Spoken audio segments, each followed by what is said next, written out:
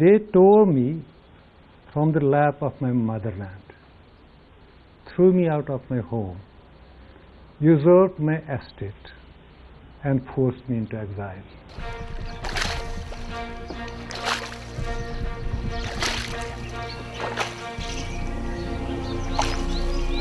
Echoes of pain and anguish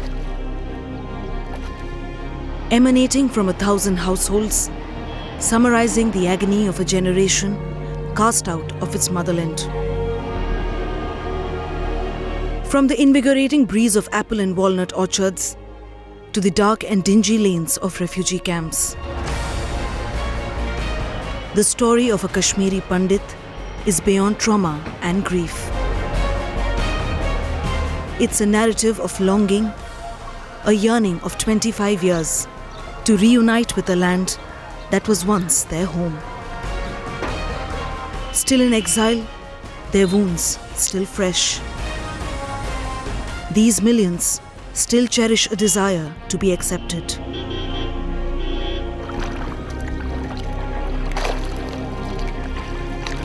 But the valley 25 years on has not changed. And their wish remains a distant dream. 25 years back, Pakistan-sponsored gun violence forced Kashmiri Pandits to abandon their homes and flee for safer shelter to Jammu and other parts of country. In Inside Today, we'll be going to Jagti town and Muthi camp, where majority of Kashmiri Pandit community is putting up to find out trauma and pain they had gone through all these years. 2 decades after living in homes away from their homes, do they still have hope of returning back to their roots? Let's go and find out.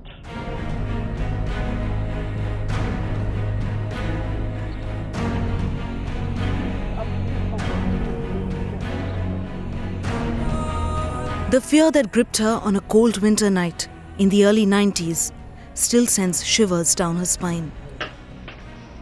Santosh, a young bride then, knew that life after that midnight knock wouldn't be the same. At their Narbal residence in Kashmir, 4 gun-toting men greeted her when a 28-year-old Santosh opened the door. She fought, she screamed, she pleaded, but they dragged her husband Chaman Lal away. मेरे घर वाले हम शाम को 9 बजे घर में बैठे थे तो हमारा दरवाज़ा नॉक हो गया। उसके बाद उन्होंने बोला कि पंडित साहब है इधर, तो मैंने बोला नहीं यहाँ नहीं है, वो अंकल के गए हैं, वो बीमार थे तो वो चले गए।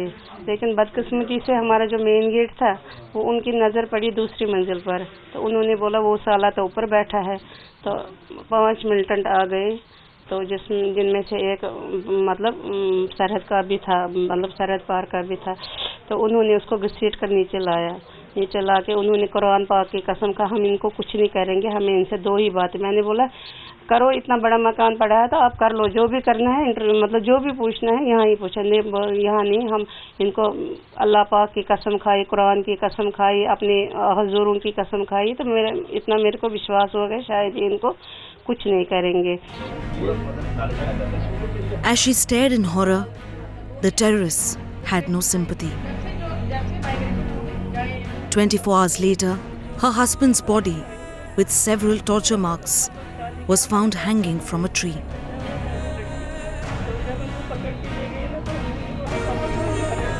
As she recollects that helpless night, the tears refuse to cease. They crushed her life and her home. नहीं, हमारा तो निवान करते वापस जाने के लिए, क्योंकि हम किसके सहारे जाएंगे। वो हमारा तो मतलब शादी के हमारे 7 साल हो गए थे, एक बच्चा हुआ था हमें लड़की। तो जब उनको पकड़ के ले गए ना, तो उन्होंने बोला पापा कहाँ जा रहे हो? उन्होंने बोला आप नंगे पानी चप्पल पहन के जाते। वो बातें याद कर हम किसके सहारे जाएंगे, वहाँ क्या करने जाएंगे। The bitterness only piled as the years passed. But it is the apathy of the administration that has added insult to injury. The compensation can never return their lives. Instead, it's a cruel joke that is being played out. Worst victims of Pak-sponsored terrorism, 2 decades after gun violence forced them to abandon their homes, these Kashmiri Pandits continue to live as refugees in their own country.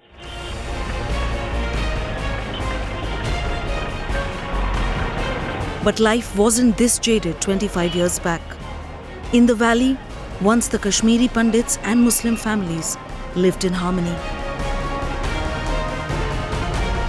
But bullets and bombs ripped the bond and ushered years of distrust and suspicion. Gun violence and Pak-sponsored terrorism not only snuffed out innocent lives, but snapped age-old ties between Kashmiri Pandits and Muslim community, thus leading to trust deficit at different levels. Kashmir का हमें बहुत कुछ याद है, क्योंकि वहाँ पर जब हम बैठे थे, हिंदू मुसलमान जो हम बैठे थे एक दूसरे के साथ, एक दूसरे के मतलब घरों में आते जाते थे, शादियों में चलते थे, एक दूसरे के साथ जो प्रेम भाव होता था बहुत बड़ा था।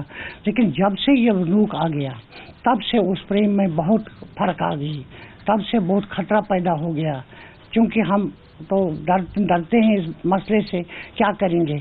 लेकिन वो भाईचारा जो है, भाईचारा इस बंदूक ने तो खत्म कर दिया। For decades, Kashmiri Pandits living in refugee camps in Jammu have seen no change in their poor living conditions.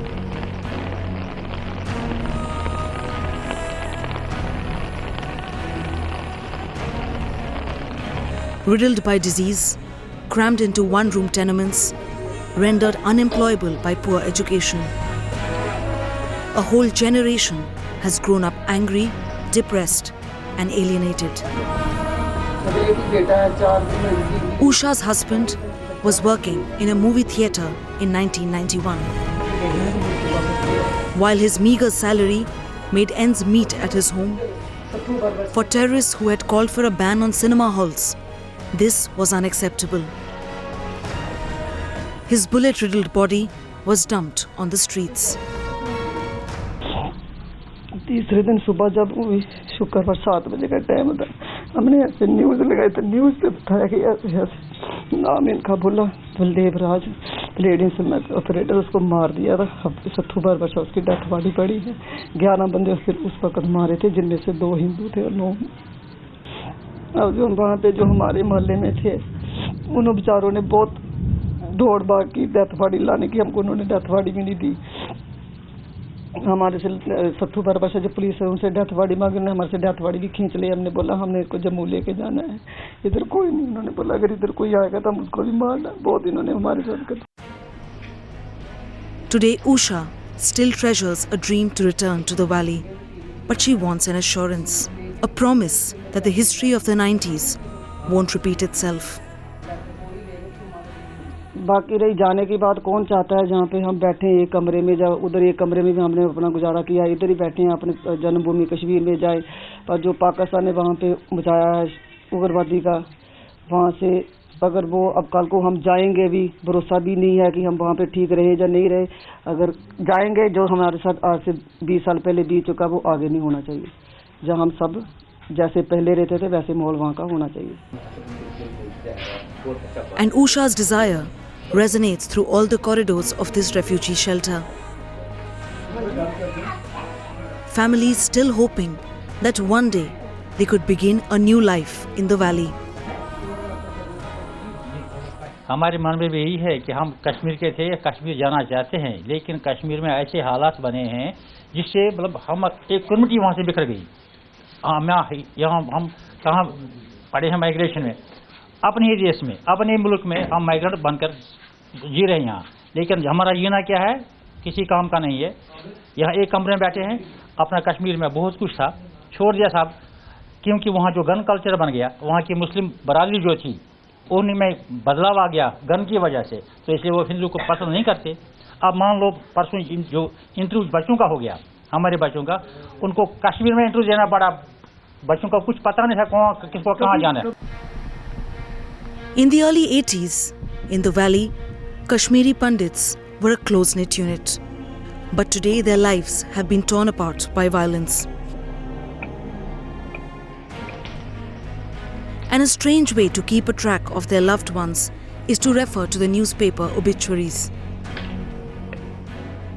Every morning, they flip through the local newspaper pages, hoping that the names of their family members is not there.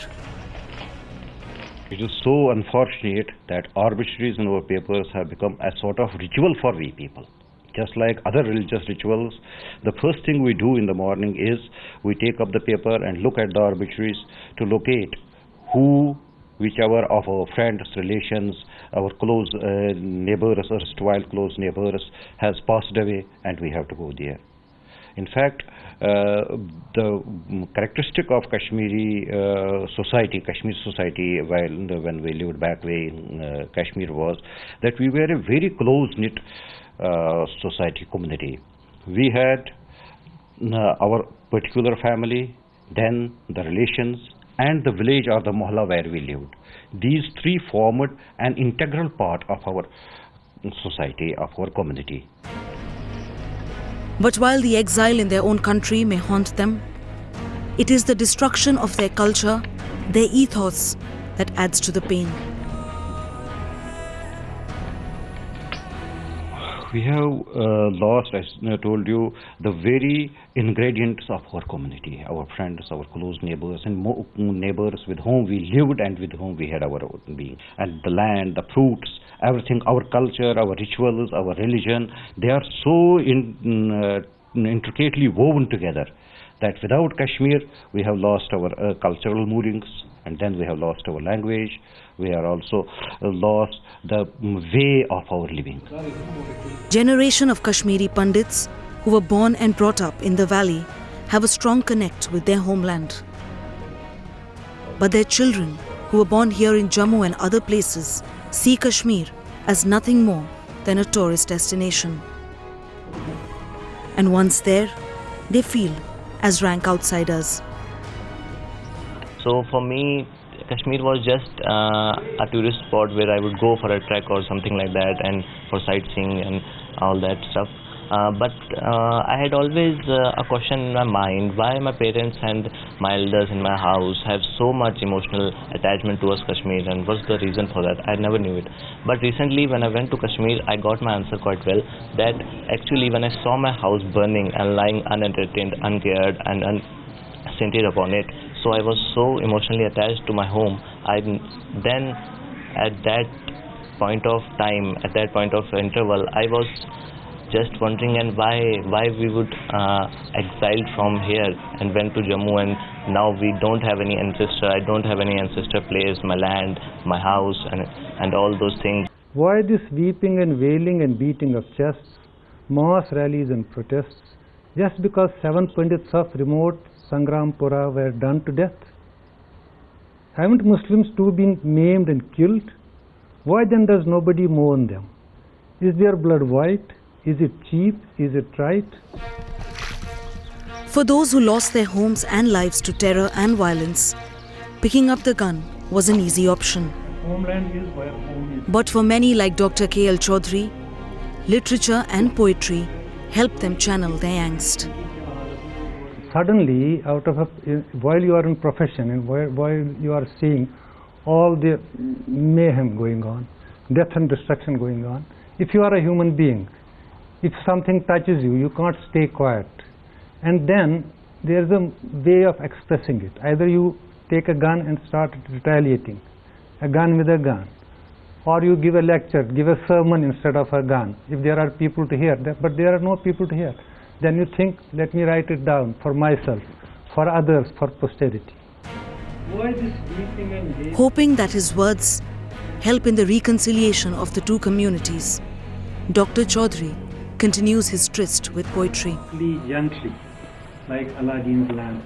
To keep exile consciousness and struggle for homeland alive, Kashmiri Pandits didn't pick up the gun. Instead, they tried to use pen, words and paper in a proper manner. For many like Dr. K.L. Chaudhary, it is a concise means of expression, a tool for the struggle and protest for the community in exile. Radio Sharda 90.4 FM लोकवास programme है जज्ब Anju Raina bag फिर तुंद खदमत मंज हाजिर श्रोता Radio Sharda has completed a successful year. तो ये तो बिल्कुल ठीक Eager voices of radio presenters resonating in the 700 square foot premises near Muthi, क्या शुदम साथ करान the first settlement of displaced Kashmiri Pandits in Jammu. Student exam The programs on the station an attempt to link 3 lakh strong displaced population to their language and culture. The first thing was to give such a slogan wherein the community will get associated with this kind of thing, was Buju te khosh rojo. It means be happy and listen, because as all were feeling that a sort of distress around, so we wanted them to be happy, listen, get associated with their culture, learn their language to the youngsters. If the youngsters are they are not speaking Kashmiri, they should live in the atmosphere of that language, and so that they can pick up the language. With the exodus of Kashmiri Pandit community, Kashmiri identity is not only fractured and wounded, as it was split along religious line. Radio Sharda is playing a very important role. It is not only trying to preserve the cultural ethos, but is also trying to bridge the gap between two communities by bringing Kashmiri Muslims and Kashmiri Pandits on same frequency. Thousands of Kashmiri Pandits, confronted with violence and murders, fled their homes in the early 90s. The capital became their second abode. They settled in different parts of the sprawling city, building their lives from scratch. What they are sitting out for is that living had become impossible due to violence, due to hostility, due to everyday provocation, due to murders, due to rapes, due to abductions, due to everyday humiliation. Sushil Pandit, an activist and thinker, has been fighting for the rights of the Kashmiri Pandits for years. He has been at the forefront, voicing the anger, frustration, and demands of an entire generation. While returning to Kashmir is a critical component of the Pandit community in exile, there are certain prerequisites that the community demands. Conviction and sentencing of those responsible for abduction, rape and murder of community members, along with a compact and viable neighborhood with the bare minimum security and the freedom to live under Indian laws with no special treatment or status. In fact, recently, the Home Minister made a fresh push to rehabilitate these migrants. But whether the Jammu and Kashmir government will consider the demand is still not clear. Will the Kashmiri Pandits be allowed to rehabilitate is a question that still has no answers. But as New Delhi makes a fresh move to rehabilitate Kashmiri Pandits, organizations like Panun Kashmir have been fighting for the cause for years. We think it is almost like an auction, where you have to hostage yourself to a communal order which persists presently in the valley. Ajay has seen the pain and anguish that members of his community have gone through. He knows how terrorists and gun-toting separatists scarred lakhs of Kashmiri Pandits in the valley. He wants an assurance of peace and security from the government. So freedom, sustainable development and security, these are the three minimum conditions. What guarantees it? Swamped with grief, crushed by terror, the story of Kashmiri Pandits is one of longing and throbbing pain. While some of them have come to terms with their lives inside the four walls of a shelter home in refugee camps, the others are aching to be reunited with their motherland. Scattered across the country, they now, at least for once, want to breathe the air of the land they once called home. The memories of yesterday. Whether those dreams will see the light of the day is not clear. Until then, their struggle for an identity in their own country will continue.